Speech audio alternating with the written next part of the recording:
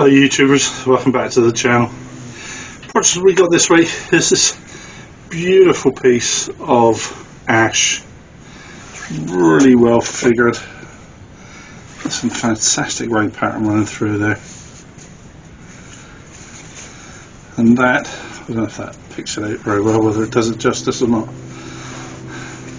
but in the flesh it looks really nice. Been sat up on my bench for probably 2, maybe 3 years. As you see, I put a tenon on either side, turned it round, and it's just been sat there. And I've really been trying to think of something good to do with it, and I'm fed up looking at it. So I'm going to turn this into quite a simple, yet I hope very elegant little bowl. Sit tight, I'll show you how I do it. Because I'd already turned this into a round shape with the tenon on, I can put this straight into my 4-jaw chuck. And the first thing I'm doing is just come along, just cleaning up. I think that was some wax I must have put on there to stop the piece from drying out too quick. There was a very shiny surface on there. So I'm just trimming the edge up and just cleaning all that off. Next I've gone in there with my calipers just to mark where the foot was. I worked on most bowl ratios, they usually work out a third, so the size of the foot wants to be about a third of the height. And I'm just coming in there with my 1/2 inch bowl gouge, and I'm just cleaning up the outside. And what I'm looking for is a lovely even curve on here, and this is something you can do by eye. Just using some push cuts there, and then using some pull cuts. This is a very effective way, rips away a lot of wood very quickly. All I need to do is just use the base where I mark my foot and where I know the top of my rim is. That's just my 2 datum points, and I just need to put a curve between the 2 of them. So it's just a matter of really just roughing all that away as quickly as I can. And what I'm coming through now with is just the final cut. I've sharpened a chisel and I've just made a final push cut up there. So as you see, I've turned that down, a lovely finish on there. So I'm going to start sanding it. I've got 120 grit sandpaper. I'll start sanding that.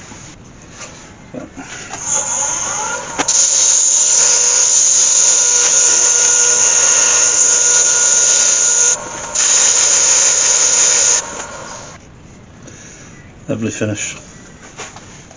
Sand and sealer really bring this to life.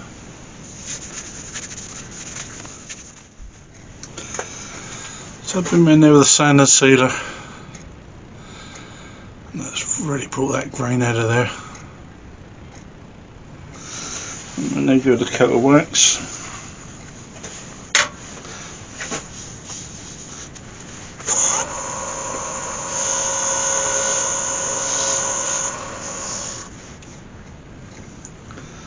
That's really good. And that's a finish on there with a piece of glass. Beautiful. Now we can just quickly turn that round and hollow the bowl. So as you can see, I've turned the bowl round in the chuck and I'm just setting hollow now. What was quite funny was I kept swapping my chisels on this because I thought they were all blunt. And I put it down to the wood in the end. I think that wood, where it had been sat on my bench for about 3 years, I think it's dried out and it was really hard. So I started off turning the outside. I wanted to get the outside balls down nice and thin to start with, and I left the bulk of the wood in the middle because that wood, when you start turning the outside, it does flex and it will move away from your tool if you're not careful. So if you leave quite a chunk in the middle, it does give it a lot more rigidity. So I'll just keep stopping it there, and I just feel it with my finger and thumb. Just make sure I've got a nice even wall thickness all the way down, and it's just a matter of then just going through, hollowing that down. I have to say I was ever so pleased with the grain pattern inside of there. It was very nice.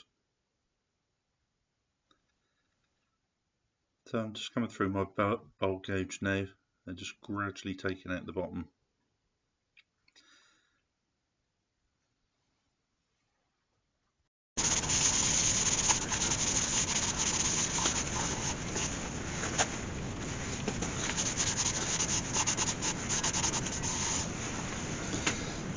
dry for a couple of seconds, we'll give it another coat.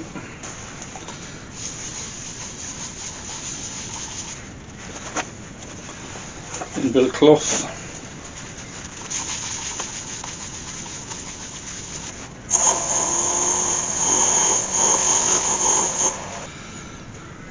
What a beautiful grain, what a beautiful finish. It's gorgeous.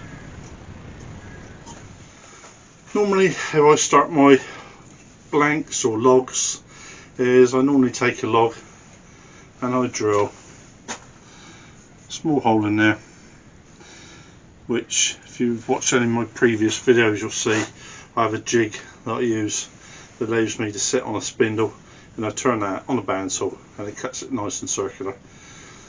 There's also the same size hole in there that allows me to put that on either what they call a worm screw or worm chuck, which will hold that quite securely in the lathe, which then allows me to put a tenon on that end. Then I turn it around and I'll hollow it out, and I'll put the bowl into there and the outside curve of the bowl on that side. Now the piece of wood that I've just been working with, this piece was no different.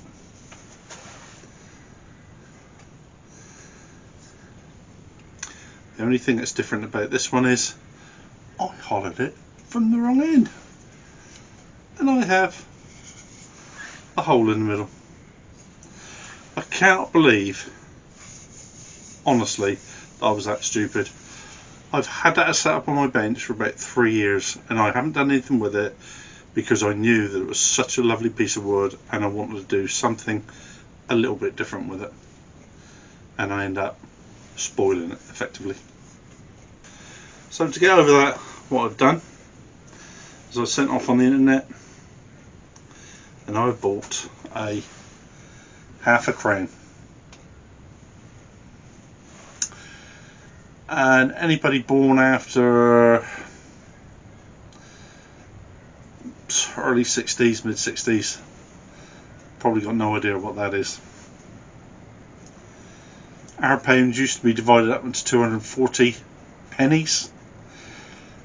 We used to have 480 half pennies, and we also used to have 960, yeah that's right, 960 farthings to a pound. This is worth 2 shillings and sixpence, and we would have had 8 of these to a pound. And aren't you glad you had decimalisation? But what I'm going to do, the one that I've sent off for, my sister-in-law Chris, who does keep me supplied very well in cake. She is an excellent baker, I have to say. Whenever she comes up she normally does bring me a cake. She has quite a significant birthday coming up very soon, and I think it'd be very rude of me to tell you what that birthday is, although the date of this coin is 1953, which is some significance to her. So what I'm going to do is turn that and set that half crown in the bottom of there, which will do two things. It will cover that hole up at the bottom, and it will make it, because I'm going to give that to Christine as a birthday present, and that will make that quite significant to Chris. So I hope she likes it. So what I'm going to do now is remake that in the lathe, recess that so it will take that half crown, and then glue it in place. So I want to just go in my skew chisel and just gradually just open that.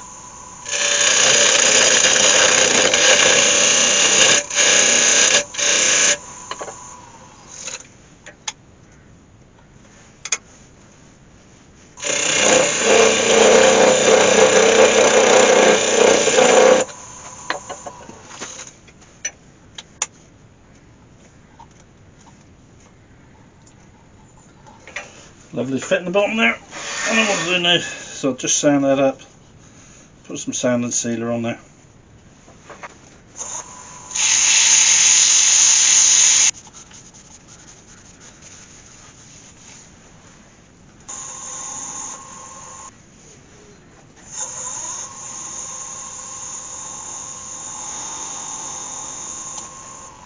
I'll take it out and I'll glue that aspirin into the bottom. I'm just going to take that tenon off the bottom. So I've got my cold jewels mounted, I've got the bowl securely mounted in there, and I've brought my tailstock, and I'll put a cone on there just so that I don't damage anymore, which will allow me just to turn that tenon away. So as you can see, I've got everything securely mounted in the lathe, and I'm just going in with my 3/8 spindle gauge and just gently turning that tenon away. You do, even though everything's quite secure, you still need to be quite gentle with this. So I'm just making sure we've got an undercut on there so that the bowl will just sit flat on the foot as opposed to touching anywhere else.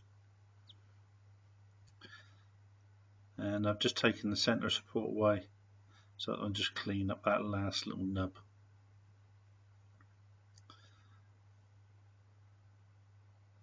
Just going in with the skew chisel doing this just to give me a nice flat finish. So that's all done, so just going in with the power sander now just to sand the bottom off, just to give me a nice finish. And I'm just checking with the chisel, nice straight edge, just to make sure that is recessed nicely. So what I've done now is I've unscrewed the whole chuck, taken it off, and I'm just filling that hole, just scraping some sawdust up off the bed of the lathe, and just filling that hole. I'm just going to get a little bit of super glue, some very thin super glue, and just drop in there.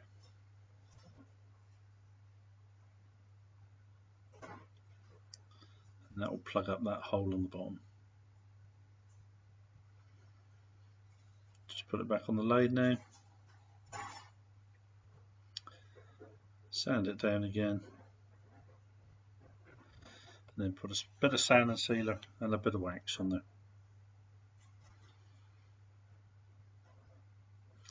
And you would have a job to see it. So that's the project finished. Half a grain in the bottom, hole plugged, crisis avoided. But there we go, YouTubers. An absolutely schoolboy error. Ridiculous mistake to make. But I think I've saved it. I think I made that quite personalised for Christine. I think I've turned that into something really quite pretty. Putting that in. Just something a little bit individual. That's sanded up extremely well. It's really nice. I do like that. I really can't believe I was that stupid. There we go. We all make mistakes, I suppose.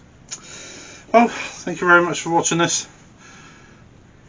It's been a beautiful day in my workshop yet again. And I hope you all look after yourself. You take care, and I'll see you all next week. Bye bye.